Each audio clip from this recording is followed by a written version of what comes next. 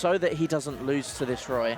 I love the A button and B button tags to match together. We're gonna be... This is gonna be a very good game where Zangrix is just constantly chasing after Bengus, and Bengus is just gonna be saying, no, you can stay over there. Now, one thing I know about Hollow Bastion from talking to Bengus is that this is really good for Samus, because if they're able to take control of that middle area, they can just kind of fly around with those down Bs, and it makes it really hard for characters like Roy to get in. Like, normally we'd see big hits in by now, but we've only seen a single charge shot connect. One thing you have to do in this matchup is you have to bait out that charge shot, and that's what Zangrix is doing. He's able to run in, and this is his chance for a ledge trap. This is where Roy is at his scariest. And really interesting, right? We're seeing again an explosive character wanting to go to this Hollow Bastion, right? We saw it in Giggles versus Carnage. I expect right here, this is Zangrix's stage pick. He wants that small stage for him to be able to run at Bengus. He doesn't want to give Bengus the space to charge that charge shot. He doesn't want him to be using those projectiles to zone him out. He wants to be able to run in and hit Bengus in the face. Great down smash confirmed there from Bengus. He basically just read his soul, and that's what you kind of have to do with Samus. You stay away, you wait for them to panic, and you exploit it.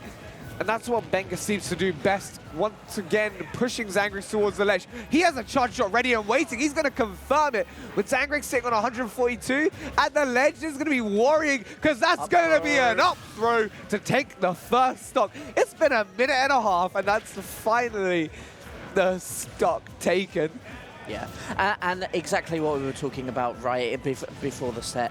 This is all about the pace of the game. Bengus is completely in control of the pace of the game right now, right? He is not allowing Zangrix to get in.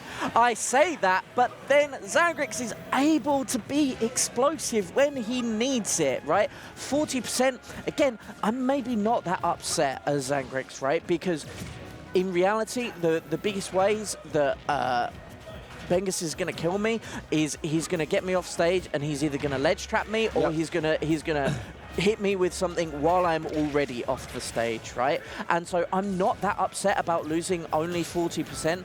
In fact, I'm probably thinking this is a great opportunity for me to get back into the game.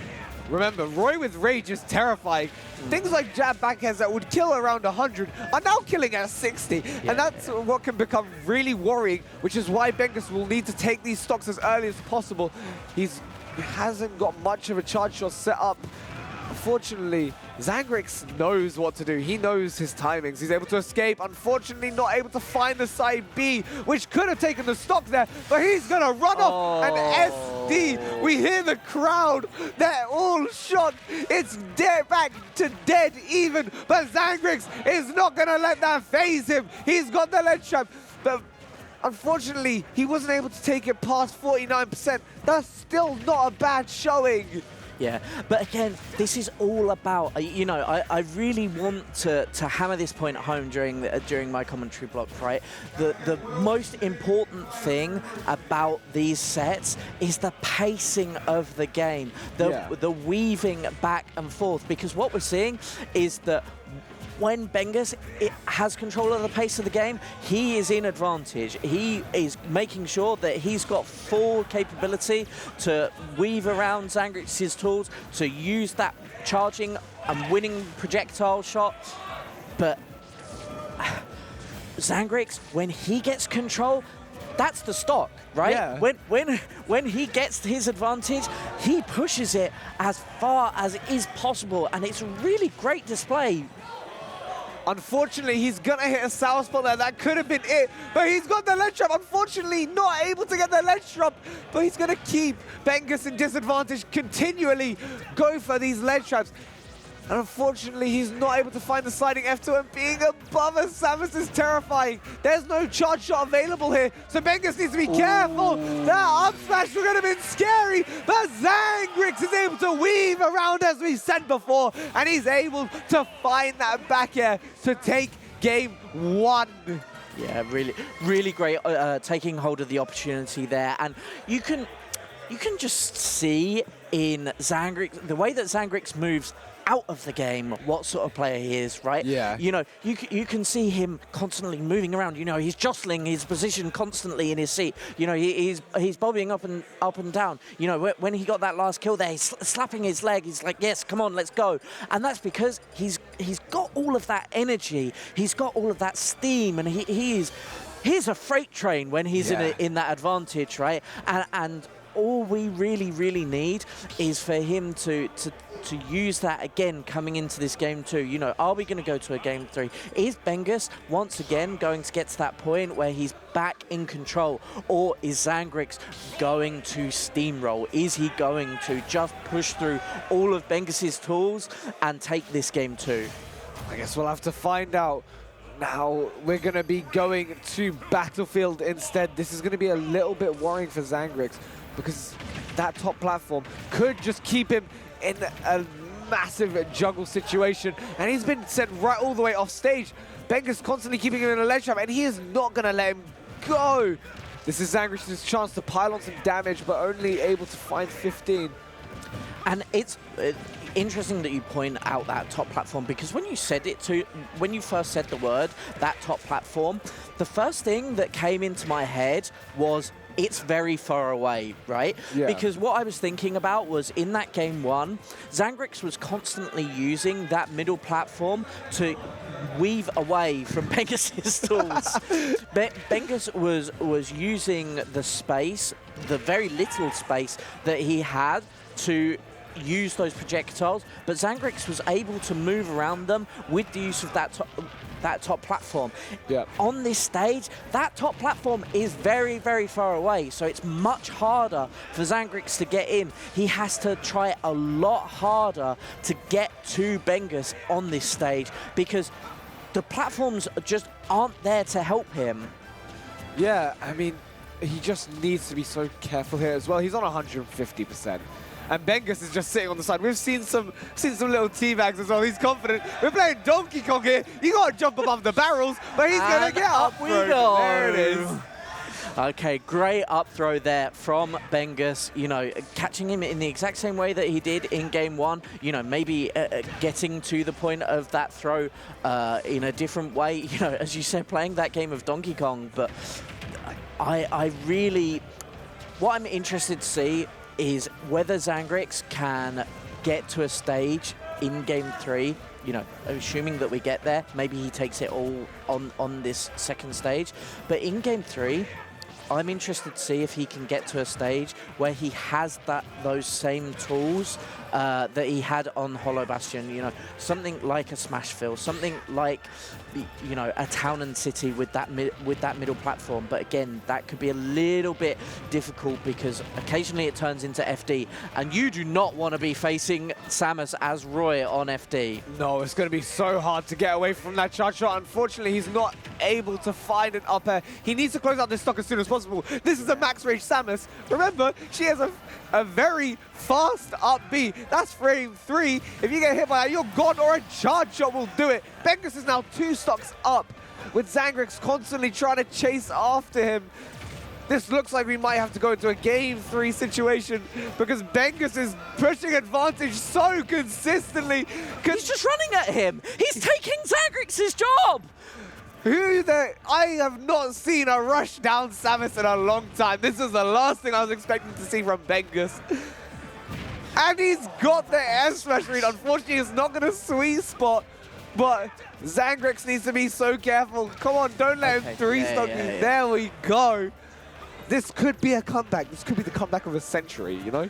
But that could be the mental reset that Bengus needs, right? You know, he was running at Zangrix, and eventually he did get punished for it, right? So what I would have actually liked to see from Bengus there is for him to sit and wait on that Angel platform for a minute, right? I would have liked to see him sit, wait, breathe for a moment, reset his mental, because actually,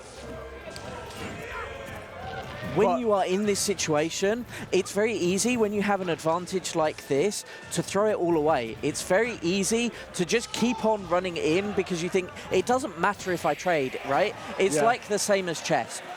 Now, Bengus is going to take it away, but it's very easy. You know, in chess, they talk about trading, only trade when you're up. When you are up material, so when you have more pieces on the board than your opponent and therefore have more tools, then you can trade. Apart from that, you should always be looking to be defensive, which is why we see chess games go so long.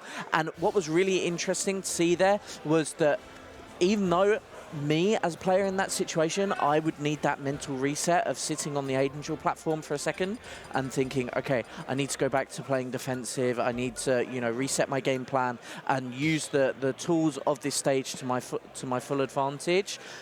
Bengus didn't need that. You know, he was just able to come down straight off of that Angel platform and go back to the game plan. And I really, really respect that from Bengus. You know, I talked about it before game one. I think his mentality and his state of mind while playing the game is very, very strong. So I'm excited to see that here in this game 3. And now we're going to be clearing out that top platform. That was doing so much for Bengus in the last game, where we saw he was just able to constantly keep Zangrix in the air, and Zangrix wasn't really able to do much about it.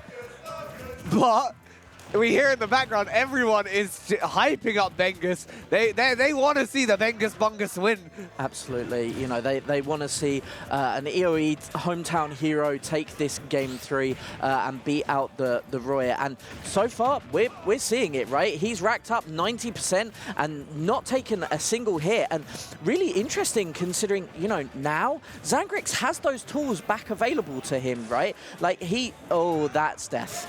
That was a 0 to death, and unfortunately Zangrix just, SDing. Sometimes you panic a little bit in those kind of situations, but Bengus is cool. He is relaxed right now. He's going to continue on his strings and keep Zangrix in disadvantage, trying to get the S-Smash read, which almost did confirm. Zangrix is down 82 on a stock down. This is going to be so hard to make it back. But if he's able to find like a jab back here, that could close it out.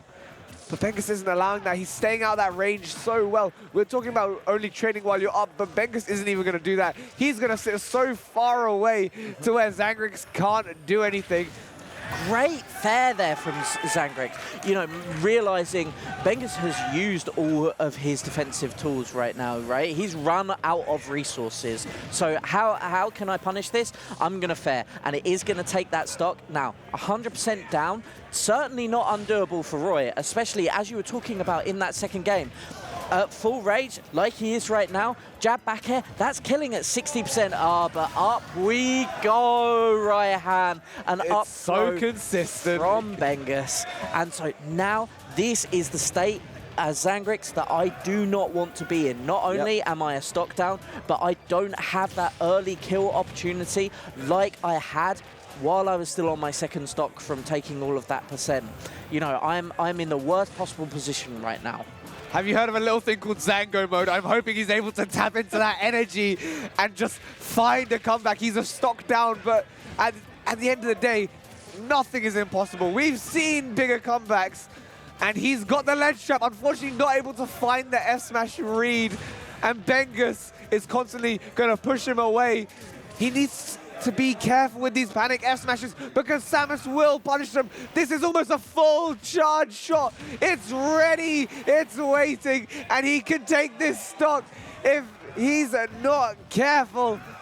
Bengus constantly keeping Zangrix at the edge, but this is maximum rage. It doesn't get any worse than this.